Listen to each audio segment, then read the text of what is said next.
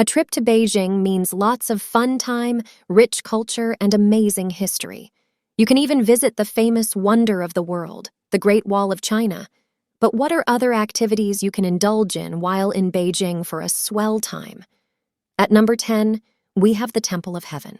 This is a UNESCO World Heritage Site, and it is said to be the world's largest existing building complex for offering sacrifice to heaven. It has many interesting features, but I'll let you in on just two. The Hall of Prayer for Good Harvests is the main temple building. The most mind-blowing thing about this hall is that it was made without using any nails. Yes, you heard that right. The echo wall is another interesting feature. It is a smooth, circular wall that surrounds the temple, and you can speak at one end of the 192-perimeter wall, and a friend will hear you at the other end. The temple grounds are a must-visit. Occupying the number 9 spot is Beihai Park. It is a very tranquil, large park which is located on a lake. The best time to pay a visit is on a Saturday morning because during this period, you can watch people practicing Tai Chi, dancing to traditional music, or playing a variety of games. There is abundant land to walk on and explore. Boat rentals and rides are also very much available. There are some significant buildings along the shoreline too. Overall, it is a calm lake, and you should give it some hours of your day sometime. Coming in at number 8 is exploring the Ming Tombs.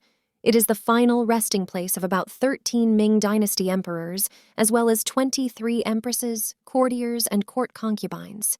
The tombs were built in the years 1409–1609, but were only inscribed on the UNESCO World Heritage List in July 2000. The tombs were built as if they were palaces and contained more than 3,000 different items, such as silk dresses and ornaments made of gold, silver, or jade.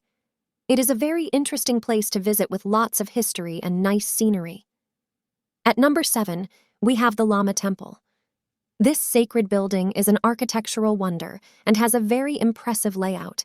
It is made up of a series of beautiful pavilions, but the main attraction is the 54-foot-high Buddha carved out from one piece of sandalwood. Its sheer magnificence has rendered visitors speechless over the years. It is worth a visit if you wish to escape from the noise of modern Beijing. Its beautiful grounds will definitely do you some good. Occupying the number 6 spot is dining at TRB Hutong. I have to warn you ahead of time.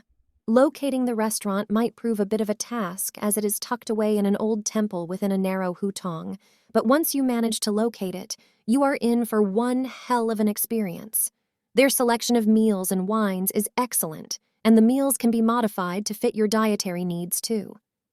Additionally, the staff is incredibly welcoming and kind, ever ready to satisfy. That is a great plus. If you have a special occasion to celebrate, then you should probably do so at TRB Hutong. Coming in at number 5 is the 798 Art Zone, which is a bustling area for contemporary Chinese art with unique styles on display. It sits pretty in an old factory compound, converted now to numerous galleries, murals, walkways, cafes, and bookshops.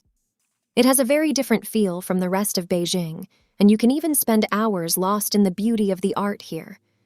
If you want something to eat, there are restaurants littered in different spots in the neighborhood. Visiting 798 means one thing. You desire a feast for your senses and you will not be disappointed. Number 4 is the Olympic Stadium. I absolutely love this place. Maybe because I'm a fan of football and sports generally.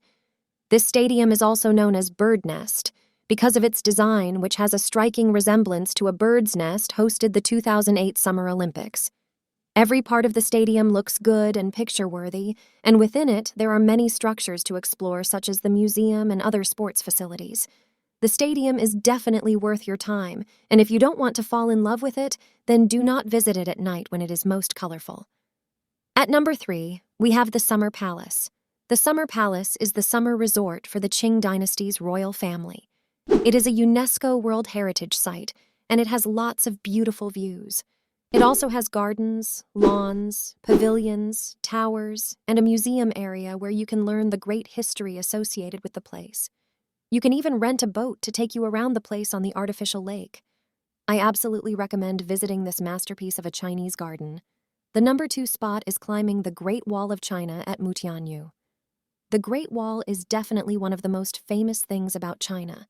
It is one of the wonders of the world, and I'd like to know how the idea of actually getting close to it sounds. Excites you, right? The magnificent wall built ages ago still stands tall, and you can gain a once-in-a-lifetime experience of climbing up the cobblestones of the Mutianyu Wall. If you prefer to visit with a tour guide who will narrate to you the great history of the wall, then that is just fine and good. And you can even grab lunch in the middle of a fun day here. And on the #1 spot, we have the Forbidden City. This museum is the #1 museum in China and also among the best in the world. Like something straight out of a kung fu movie, it has huge red buildings, fancy roofs, and a courtyard fit for an emperor. It is home to the best collection of Chinese historical artifacts in the world, and I'm referring to collections that span thousands of years of Chinese history. It has more than 9,000 rooms and is spread over 250 acres.